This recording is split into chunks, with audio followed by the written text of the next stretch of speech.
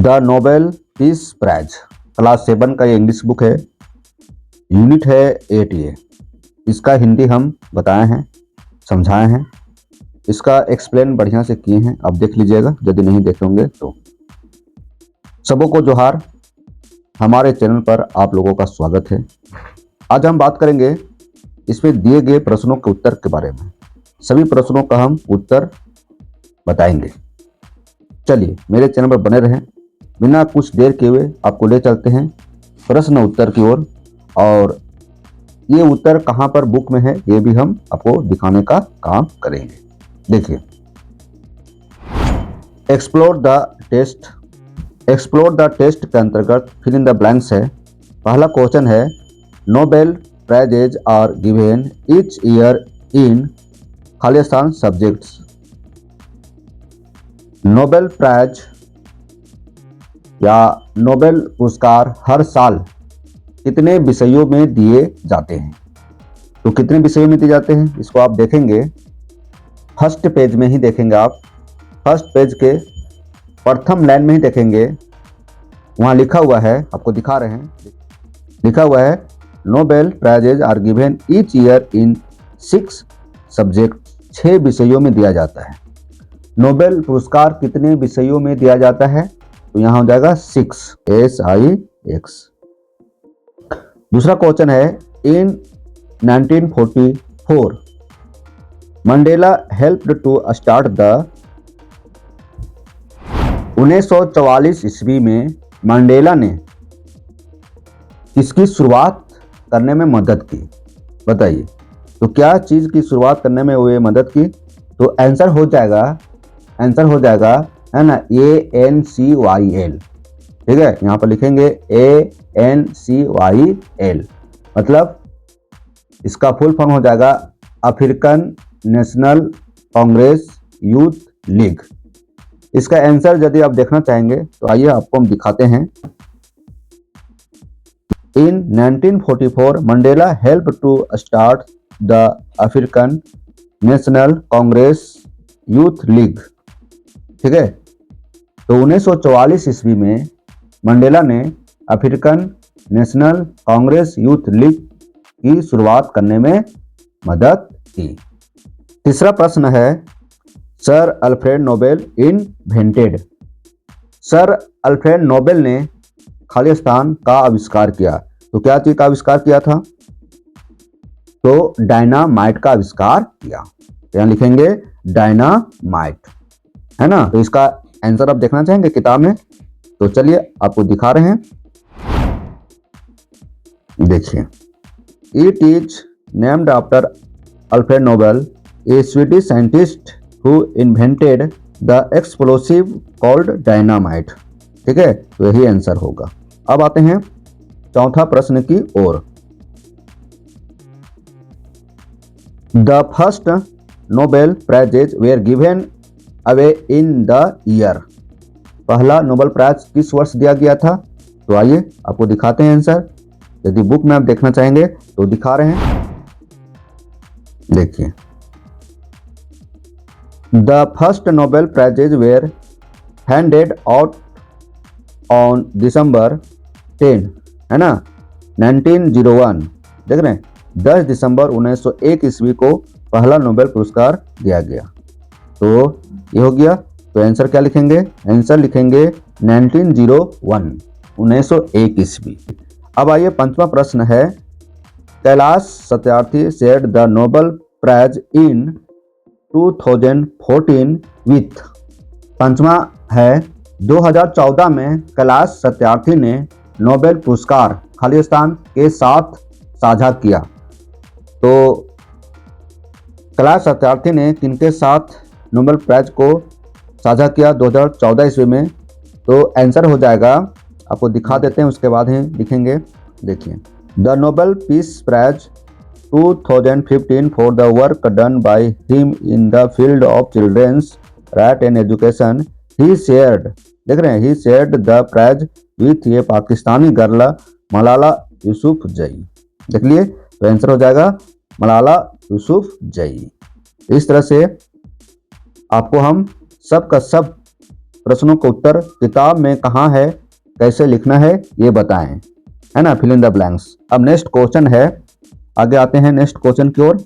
Answer the following questions in a sentence. निम्नलिखित प्रश्नों के उत्तर एक वाक्य में दीजिए, एक वाक्य में देना है ना। जो प्रश्न नीचे दिए जा रहे हैं सभी प्रश्नों का उत्तर आप एक वाक्य में देना, मतलब एक क्वेश्चन एक वाक्य में। पहला क्वेश्चन है, Nobel prizes are awarded in which subject areas. मतलब नोबेल पुरस्कार किन विषयों में दिए जाते हैं, किन क्षेत्रों में दिए जाते हैं। तो आंसर लिखेंगे, Nobel prizes are awarded in physics, chemistry, medicine, literature, peace and economics, है ना। नोबेल पुरस्कार भौतिकी, रसायन शास्त्र, चिकित्सा, साहित्य, शांति और अर्थशास्त्र के क्षेत्रों में दिए जाते हैं। ठीक है, इसका आंसर आप किताब में देखना चाहेंगे। चलिए देखिए, Nobel prizes are given each year in 6 subject areas, namely physics, chemistry, medicine, literature, peace and economics. ठीक है, ये आंसर हो गया।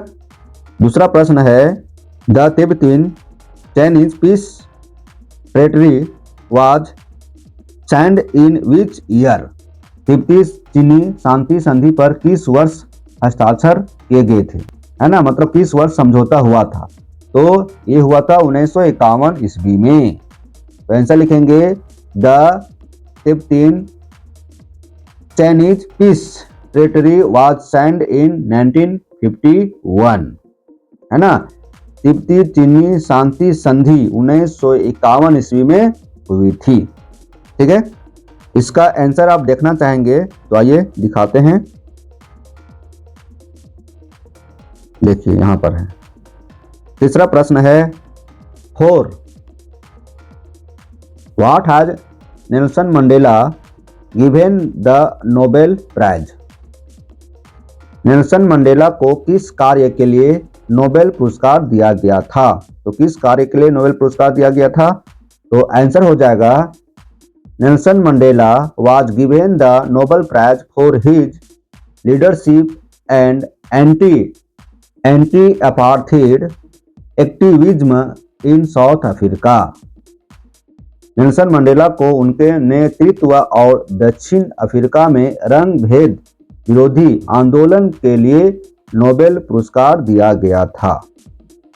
चौथा प्रश्न है, why the 14th Dalai Lama awarded the Nobel peace prize on 1989। 14वें दलाई लामा को 1989 में नोबेल शांति पुरस्कार क्यों दिया गया। तो आंसर हो जाएगा, the 14th Dalai Lama was awarded the Nobel peace prize of 1989 for his efforts to end Chinese dominance in Tibet. 14वें दलाई लामा को तिब्बत में चीनी प्रभुत्व को समाप्त करने के प्रयासों के लिए 1989 में नोबेल शांति पुरस्कार दिया गया था। पांचवा प्रश्न देखिए, विच movement was started off by Kailash Satyarthi to save children from exploitation। Kailash Satyarthi ने बच्चों को शोषण से बचाने के लिए कौन सा आंदोलन शुरू किया था। तो आंसर क्या होगा, कौन सा आंदोलन शुरू किया था। बचपन बचाओ आंदोलन, है ना, आप किताब में देख सकते हैं। बचाओ आंदोलन यहाँ पर देखिए, ठीक है, यहीं से होगा, इसको सजा कर लिखेंगे आंसर। आइए चलिए, Kailash Satyarthi started the movement Bachpan Bachao Andolan to save children from exploitation. Kailash Satyarthi ने बच्चों को शोषण से बचाने के लिए बचपन बचाओ आंदोलन की शुरुआत किया। ठीक है, इस तरह से ये प्रश्न का उत्तर कंप्लीट हुआ जो एक वाक्यों में देना था। नीचे है आंसर द फॉलोइंग क्वेश्चंस, मतलब निम्नलिखित प्रश्नों का उत्तर आप दीजिए, है ना। 5 प्रश्न है, आइए पांचों प्रश्नों को हम सॉल्व करते हैं। पहला प्रश्न देखिए, why did Kailash adopt the surname Satyarthi. Kailash ने सत्यार्थी उपनाम क्यों अपनाया? तो आंसर लिखेंगे Kailash adopted the surname Satyarthi which means seeker of truth to raise a voice against the prevalent social evil of untouchability। मतलब इसका हिंदी हो जाएगा कैलाश ने सत्यार्थी उपनाम अपनाया जिसका अर्थ है सत्य की खोज, ताकि वे समाज में व्याप्त छुआछूत जैसी बुराई के खिलाफ आवाज उठा सके। यदि आप इसका आंसर किताब में देखना चाहेंगे तो यहाँ पर आंसर होगा, देखिए यहाँ पर आंसर होगा, यहाँ पर आंसर होगा, इसी को सजा कर लिखे हैं। What is the concept of book bank? Book bank की अवधारणा क्या है? तो क्या है बुक बैंक की अवधारणा? हम पढ़ाए हैं, मतलब कि आपका पढ़ाई खत्म हो गया तो किताब दे दीजिए, फिर वह किताब किसी दूसरे को मिल जाएगा, जरूरतमंद बच्चों को। इस तरह से बुक बैंक की स्थापना किया गया कैलाश सत्यार्थी के द्वारा। तो आंसर लिखेंगे the concept of book bank was started by Kailash Satyarthi as an initiative to provide school books to underprivileged children who couldn't afford them. इसका हिंदी हो जाएगा बुक बैंक की अवधारणा कैलाश सत्यार्थी द्वारा शुरू की गई थी ताकि उन गरीब बच्चों को स्कूल की किताबें प्रदान की जा सके जो उन्हें खरीदने में असमर्थ थे। ठीक है, जो बच्चे किताब नहीं खरीद सकते थे उनके लिए बुक बैंक की स्थापना किया गया, ठीक है, ताकि वे पढ़ाई कर सके। देखिए तीसरा प्रश्न क्या कहता है, what is apartheid which Indian leader influenced him? तो रंग भेद क्या है, किस भारतीय नेता ने इसे प्रभावित किया? तो इसका आंसर लिखेंगे apartheid was a policy of racial segregation and discrimination in South Africa. Nelson Mandela was influenced by Mahatma Gandhi. देखिए रंग भेद दक्षिण अफ्रीका में ये प्रचलित था और एक प्रकार का रंग भेद और भेदभाव की एक नीति थी अफ्रीका में। नेल्सन मंडेला ने महात्मा गांधी से प्रभावित हुए और उन्हीं के प्रभाव से उनके मन में ये विचार आया कि हम इस रंगभेद नीति के खिलाफ आवाज उठाएं। ठीक है, तो इसका आंसर आप यदि ढूंढना चाहेंगे, देखिए महात्मा गांधी है, देखिए है ना। चौथा प्रश्न है व्हाट आर BMGS? BMGS क्या है? बाल मित्र ग्राम है। इसको सजाकर आप आंसर लिख सकते हैं। आइए लिखते हैं।